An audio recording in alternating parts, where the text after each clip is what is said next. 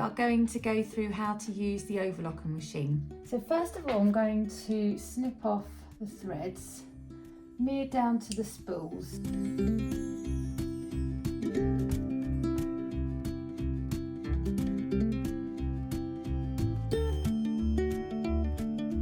So first of all, bear with me, but I'm going to knot these all together. So I'm just going to do a really simple little loop knot. First thing I do is I lift the presser foot up and I give this a gentle little pull, and it starts to move everything. As it comes through, I'm going to also use the hand wheel a little bit just to kind of give it a bit of slack.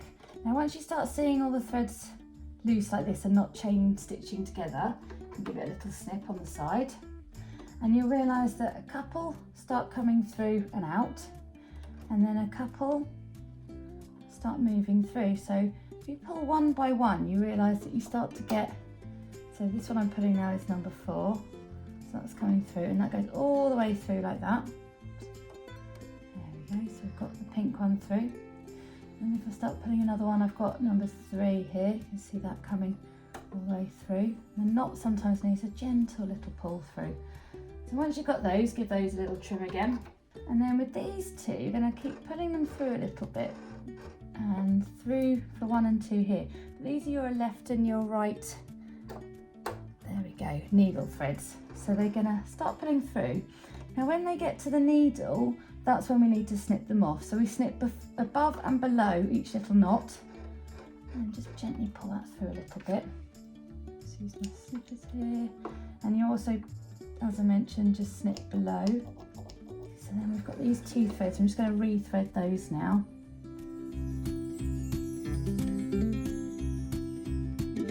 Pull those back through. We're going to tuck them underneath the footer. And then you just want to test to make sure that that's going through okay. So gently switch it on and just gently give it a little tap on the footer. Get the thread started. Here we go. And there it comes. So once that's done, you can grab a little tester and pop it in. So when you line up your fabric, you can see here that you've got measurements to line up your seam allowances with. You've also got the cutting knife here that will just take away all the stray bits of fabric and also reduce your seam allowance if you're working towards, say, a 1 centimetre, 1.5 seam allowance. What you can do, so for example, say I'm doing a 1 centimetre seam allowance, I'll pop it in just there, put the needles down, and I'm just going to gently tap the foot nice and simply, let it go through a little bit. You can see it cutting off.